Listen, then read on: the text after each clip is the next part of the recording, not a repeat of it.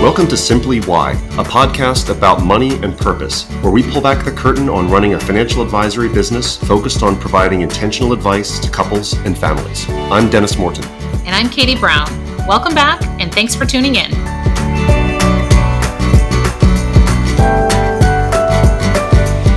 Hello, and welcome back to the Simply Why podcast. I'm Dennis Morton here with Katie Brown.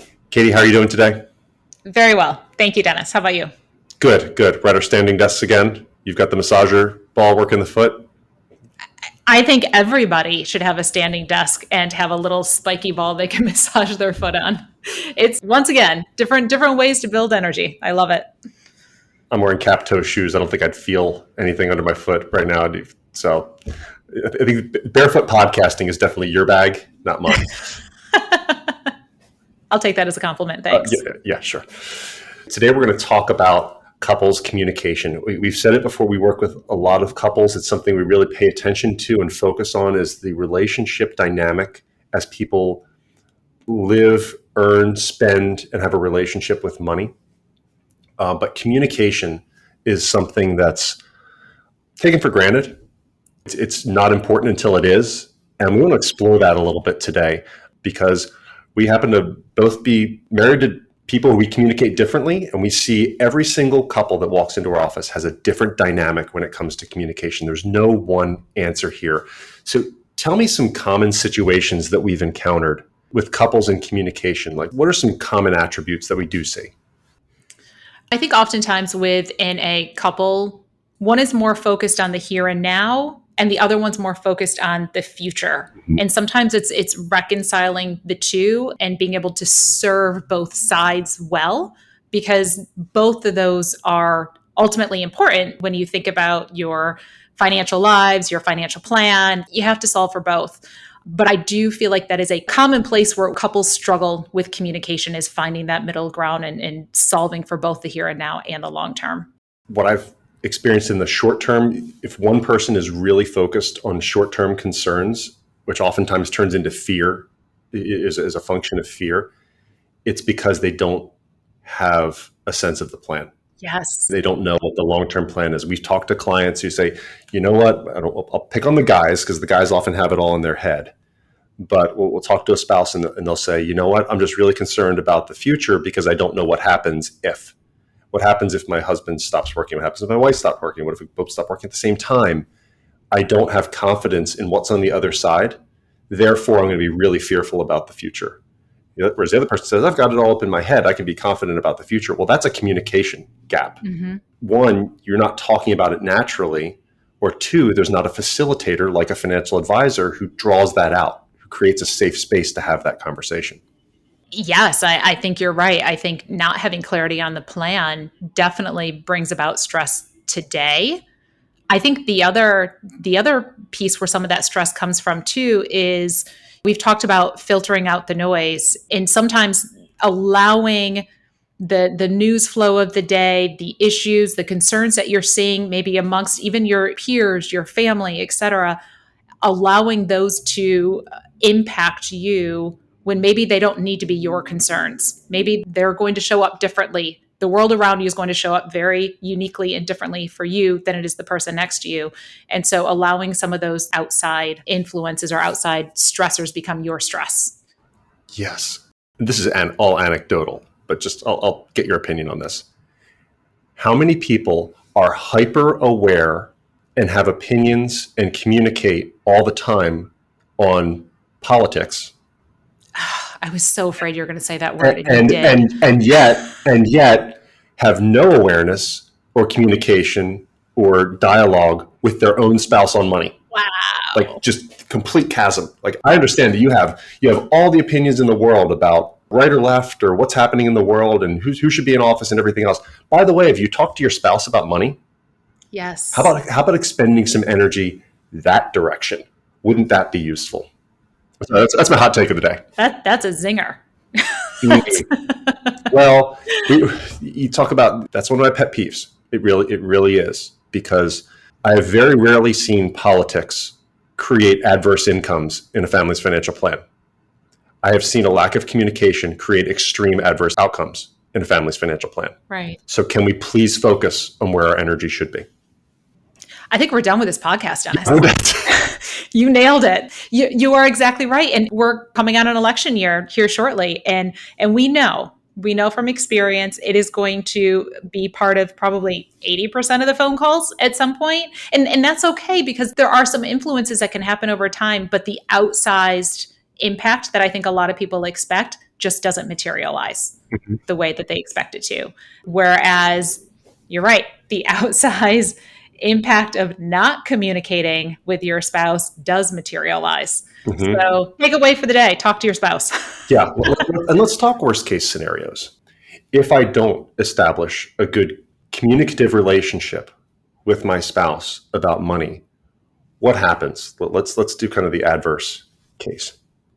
Stress. I mean, the bottom line is stress happens. If you don't have communication, then you're not properly setting expectations. And if you don't have properly set expectations, there's disappointment somewhere along the line. Yeah. That difference between what you expect and the reality. So disappointment, stress, and that can show up in any number of different ways. Health, Mm. that shows up huge in health. Unfortunately, and that can impact the quality of life that you have in retirement. Obviously, it can show up in other ways too. It can show up in legacy, how you support your grown children or support causes around you. Maybe you're doing too much, too little, Mhm. in what you would otherwise do with strong communication with your spouse. I think it shows up in so many different areas. Right. And I think there's a lot of confidence that comes from learning that, hey, we do have a lot of common ground on these particular topics, but where are we furthest apart? And it may be on how you feel about debt. For some people, one conversation we've had over the years is, do I pay off my mortgage? Well, that's probably something you should talk to your spouse about, because it may make perfect financial sense to continue paying a mortgage and not pay it off. But if it gives them peace of mind, or if that's a stressor for them, then maybe just from a qualitative perspective, it does make sense to do those things. But without having that conversation, you'd never know. One instance where lack of communication really shows up is in the tragedy of a spouse passing away. Mm-hmm. The hardest, again, I'm going to pick on the guys here because that's been our most frequent set of circumstances, and women tend to live longer than men. The hardest cases we've ever dealt with are with widows, where unfortunately they'll come to us saying, my husband just passed, I need help. And it's really challenging if the guy had it all in his head, because suddenly you're trying to piece together what may have been a really good plan, but a plan that was never communicated effectively. And now it's someone who's grieving and working through all of the dynamics that exist of living solo now, plus the weight of not understanding the plan. One of our goals for our firm is to try and accelerate the timeline for when people start engaging with an advisor, if only for that reason. Right. To get it out on paper, to have a third party sitting at the table, just to put it somewhere that's outside of your head, because if it's in your head, it doesn't count. Yeah. Sadly, the average age of widowhood is 59 years old. Oh my gosh, I had no idea that. Wow, that's... Mm-hmm. It is very young. And oftentimes people don't think they need an advisor until they're getting ready to retire. And maybe that's past age 59. But you're right, that planning up front to get on the same page, to know where all of your resources are, who to call, what to do, all of that stuff is so important, because that's the stuff you don't want to have to think about in the time. And how often do we hear too from some of our clients that were widowed? I want to do what my husband, my spouse would want me to do. And there's a constant trying to figure out, what decision should I make now? How should I make that decision? What would they have wanted me to do? Which may not necessarily be the right decision for you anymore in your new circumstance, but also it's an added stress of trying to guess. Yes. So it's not just facts and figures, it's intent. Yes. What was the intent behind here? And the tactic to get there might change, especially now that it's just you and not the couple. The tactics might change, but the intent needs to be documented. I think this comes back to, we talk about the facts and figures of communication, like communicating what's in the bank, what do we have in retirement savings, what do the numbers look like? But there's also vision setting and dreaming big as a couple. This is something that Gina and I We were fortunate that our circumstances required this because we lived so far apart when we first met, and we had such an uncertain future. I was going to war and she was living back in the States and everything else. But we had to talk a lot about, we call it the hopes and dreams conversation. And they talk about big picture stuff and create that common vision because we had to think long term. I think that muscle really helps. And I really encourage couples to dream together, whether it's putting together a common bucket list or just having that vision, because it creates some common ground. But be sure to talk about money, because I think I've shared this story before with you about how Gina thought I was broke. When we were dating, she would see me using a card all the time. I'd take her out on a date, I'd pay with a card all the time. And she's very averse to credit card debt. So I proposed. She said yes. She has the ring and everything else. That night, we called the family and all the other stuff. That night, she's like, we need to talk because I see you using this card all the time and I want to know how much credit card debt you have. And I said, it's a debit card. I don't have any credit card debt. She was not familiar with a debit card, and she was making assumptions, creating stress, not communicating. And I wasn't communicating, but I didn't know that was stressing her out. But it was like she was seeing this as I'm marrying this guy, but I want to know what I'm getting into, because we talked about everything but money. And so that was kind of our starting out point. So we've always bear that in the back of our minds that, hey, make sure we check in on the money stuff from time to time. That's so interesting. And I do think that is a way that you guys are different from my husband, Deke, and I. You are a big picture person, and I think Gina's a big picture person. And I love that you guys kind of dream about things in the future. Similar to what I mentioned with couples coming in the door, I think Deke and I sometimes we approach things very differently, and we really have to work at that couples conversation. He is very much in the let me just get through today. And part of that's life, where we're at. I mean, how many practices do we have, or after school activities, or doctor's appointments, or who's making dinner? What are we doing?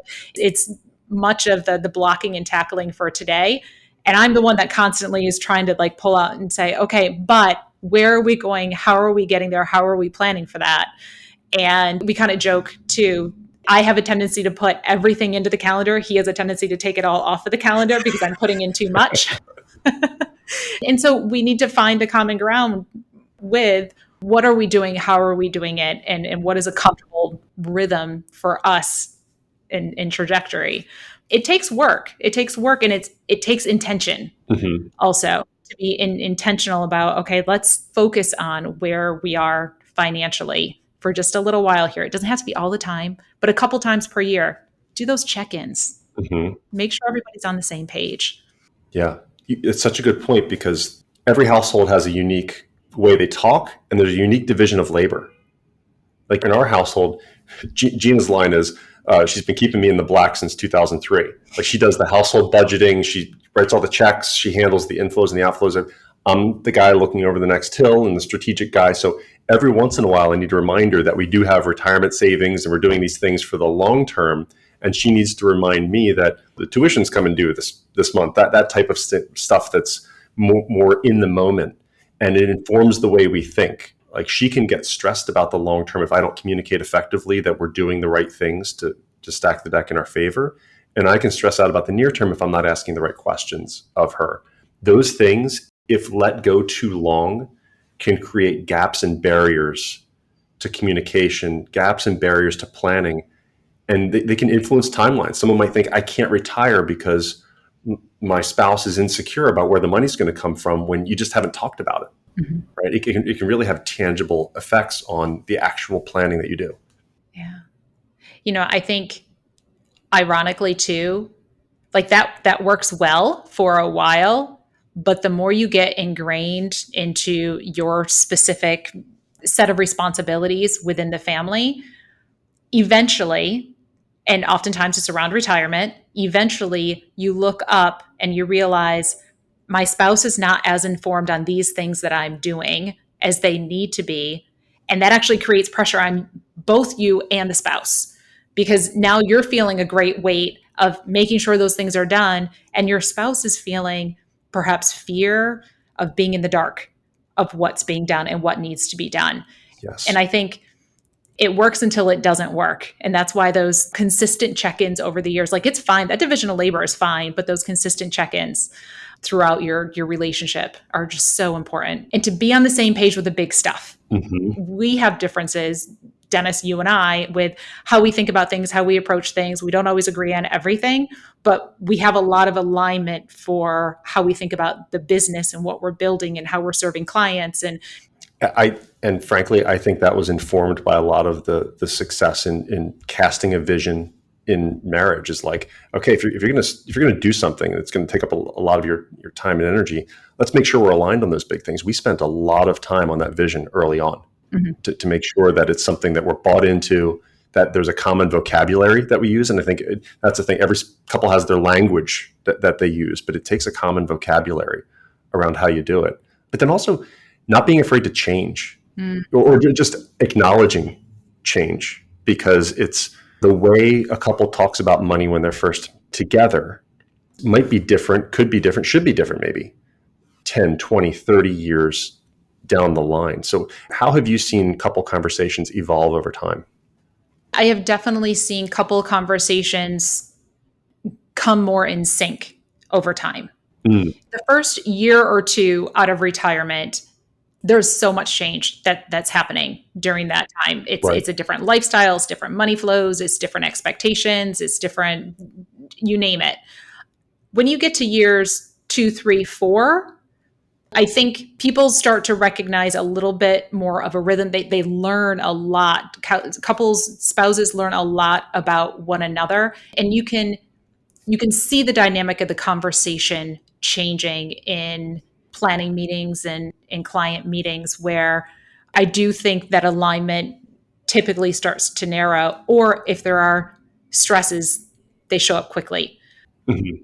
But I think that time period, a couple of years into retirement, is when typically you can see, I'm going to say, an increase in confidence and a lowering of stress. Yeah.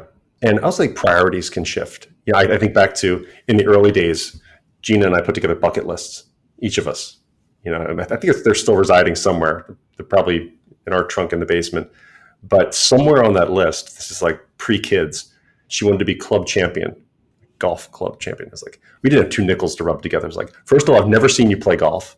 And second, what club are you talking about? Because there's no such thing. And now I'll offer to take her out to play golf or something like that. She's like, I have no interest in doing that. That's just not something. So that's completely off the bucket list. But that's an example of checking in and saying, let's not assume. And that's really the enemy here, is that in the absence of conversation, we might assume that certain things are true of the person sitting across the table from us. So if I went out and bought Gina a new driver for Christmas, assuming that her bucket list is to be club champion, I would probably whiff on that one. And we have to be aware that just talking about those things and being aware of how our priorities shift over time is an important thing. Yes. I think this is a good conversation. It's something, I think the conversations in retirement might be different from the conversations leading to retirement, which could be another great topic for us to talk about. Mm-hmm. But I love this conversation in retirement for clients, because if there are a couple of takeaways from the conversation today, I think one of them is put it down on paper, put it down in a place where you guys, a centralized location that either of you can check in on. And like you said, don't be afraid to change it. I love that flexibility.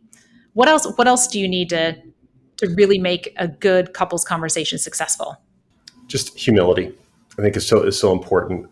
If one person believes they know exactly what's going to happen and they've got it all in control, it's just not true. Mm-hmm. There are certain things you can influence, certain things you can't. So just approaching it, and that's where there's usually one spouse that's a little bit less engaged. And I think one of the risks is that the one spouse is less engaged because they feel the other one has it under control. And that perception is usually not true. And we just want to make sure that we're approaching it with the right dose of humility to say, like, anything can happen and our plan can flex to address that, but let's not, price everything to perfection and think that it's all under our influence, because it's just not. Yeah. All right. So show up with an open mind, find that common vision, put it down on paper, and don't be afraid to make changes along the way. That's it. And this is a timeless conversation because it's not easy. If it was easy, everyone would do it. We encourage you to keep those things up. And if we can help facilitate those conversations, it's a role that we really relish in the clients that we serve. Thanks for tuning in to this episode of Simply Why, a podcast about money and purpose. We hope you enjoyed getting to know us, how we approach leading a financial advisory practice, and the work we do every day to help families and couples make important financial decisions. Morton Brown Family Wealth is an SEC-registered investment advisor. This podcast is designed for educational and informational purposes and not intended as investment advice. More information can be found at www.mortonbrownfw.com. Before we start, anything else you want to disclose that's under your feet? So that'll. No, I'm okay. good. All right, Thanks. just the massager ball. Got it. Yeah. Do we have more of those, or is that a personal purchase? It was a birthday gift, I believe, or a Christmas gift. It was a gift. Oh, nice. Yeah. Maybe you can get one too. I'll work on it. My birthday's 11 months from now. I'll work on that. or Christmas is coming up if you're looking for something. So.